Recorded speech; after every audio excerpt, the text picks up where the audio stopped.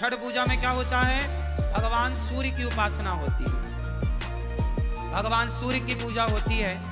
बिहार में और यूपी में ये पर्व बहुत धूमधाम से मनाया जाता है।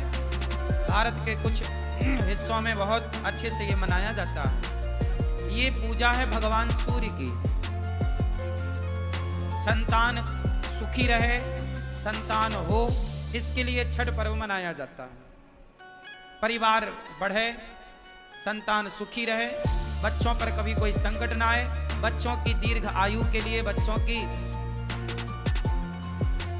सब प्रकार से सुरक्षा के लिए छठी मैया का उपवास और पूजा होती है। भगवान सूर्य की आराधना होती है कि बच्चे बुद्धिमान हो। इसके बाद आएगा अष्टमी। तो अष्टमी क्या होगी? ये इसी को कहते हैं गोपाष्टमी।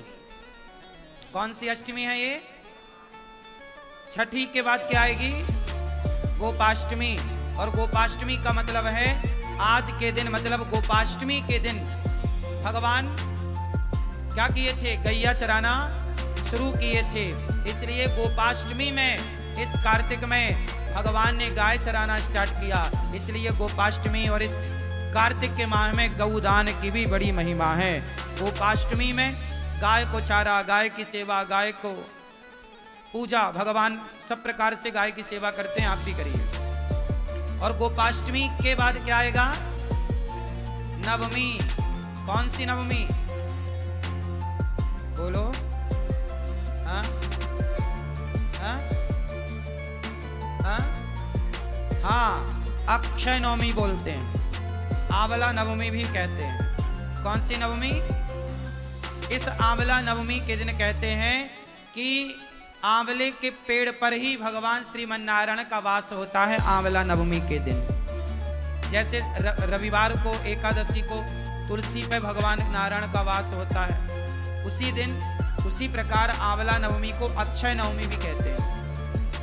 इस दिन आंवला दान करने की महिमा है। इस दिन आंवले के पेड़ के नीचे बढ़िया भोजन प्रसादी बना करके वहाँ पाने की, भोजन करने की, भोजन कराने की बड़ी महिमा है। हमें बचपन में याद है, हम लोग, हमारी माँ और हम लोग जाया करते थे खेतों में, जहाँ आंवले का पेड़ होता था, वहीं बढ़िया बनता था प्रसाद, वहीं भोग लगता था, वहीं खाते थे। आंवला भी खाया करो, ये औषधि है। तो अक्षय नवमी कहते हैं, अक्षय नवमी के दिन किया गया कोई भी पुण्य अक्षय फलदायी होता, उसका कभी क्षय नहीं होता। तो आंवले का पेड़ घर में लगाइएगा और आंवले की पूजा करिएगा। देखो हमारे जो त्योहार हैं कितने वैज्ञानिक हैं कि हम लोग पेड़ पौधों की पूजा करते हैं, आंवले के पेड़ की पूजा, ये प्रकृति की पूजा है।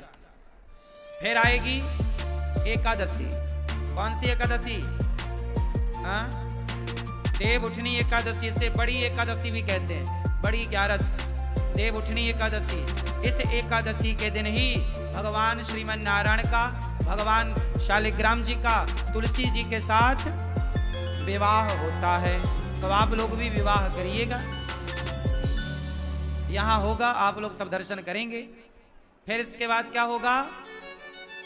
पूर्णिमा, कार्तिक पूर्णिमा। मतलब ये जो कार्तिक का महीना है, सारे इस महीने में सबसे ज्यादा त्योहार होते हैं। हमारे सनातन धर्म में जितने भी महीने हैं, सब महीने एक से बढ़कर एक हैं, पर कार्तिक माह में सबसे ज्यादा त्योहार होते हैं। इसी माह पर दीपावली होती है, इसी माह पर देव उठनी एकादशी होती है, इसी माह में धनतेरस होती है, इसी माह में गोपाष्टमी होती है, इसी माह में अन्नकूट होता है, इसी माह में भाई दूज होती है। तो एक माह में इतने सारे पर्व, इतने सारे त्योहार। यदि ये सवाल कोई आपसे पूछे कि हिंदू धर्म में, सनातन संस्कृति में वो कौन सा महीना है जिस महीने में सबसे ज़्यादा त्योहार होते हैं, तो आप कह सकते हैं कि कार्तिक का माह है वो, जिसमें सबसे ज़्यादा त्योहार होते हैं।